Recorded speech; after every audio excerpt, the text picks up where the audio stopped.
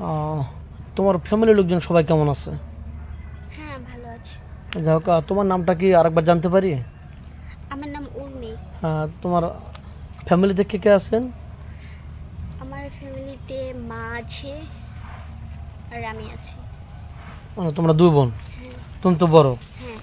আচ্ছা, তুমি কি লেখাপড়া করতেছো না তোমার আম্মুকে একটু হেল্প করো, দর্জি কাজ টাজ এগুলোকে আম্মুর সাথে সাথে করো? না, আমার আম্মু দর্জির কাজ করে, আমি এখনো দর্জির কাজ করি না, আমি পড়াশোনা করি।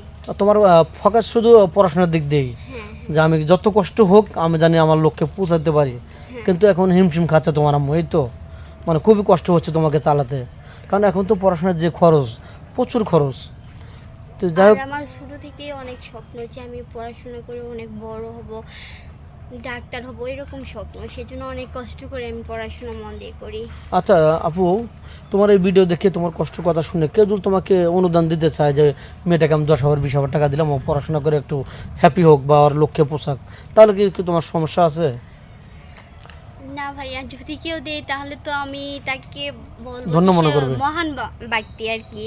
ও, আচ্ছা বুঝতে পারছি। দর্শক বন্ধু শুনতে পারলেন, মেয়েটাকে যদি কেউ অনুদান করেন বা সহযোগিতা করেন, কারণ মানুষ মানুষের জন্যই, একটা মানুষ আরেকজনের পাশে দাঁড়াবে, এটাই মানুষের কর্তব্য দায়িত্ব।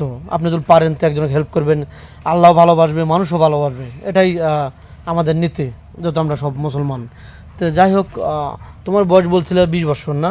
হ্যাঁ, 20 বছর। এখন তোমার এই ভিডিও দেখে পাবলিক হচ্ছে, অনেক দেশ প্রবাস থেকে দেখছে, তোমাকে বিয়ের সাথে করতে চাবে। তাজুল একটা ছেলে যেমন বাইরে গেছে, তার ওয়াইফ আছে অসুস্থ, তাতে কি বিয়েতে তুমি রাজি হবে? বউ থাকা অবস্থায় অসুস্থ বউ, তাকে চালাতে পারবে, তোমাকে চালাতে পারবে?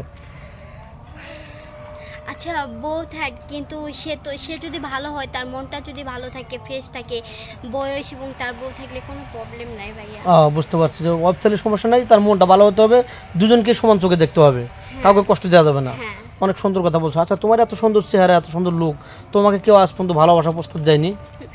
ভাইয়া, অনেকেই আমাকে মানে প্রস্তাব দেয়, কিন্তু আমি এগুলা মানে অ্যাকসেপ্ট করি না। কেন করি না জানেন? কারণ আমি একটা গরিব ঘরের মেয়ে। কারণ আমার মা অনেক কষ্ট করে আমাকে পড়াশোনা করায়।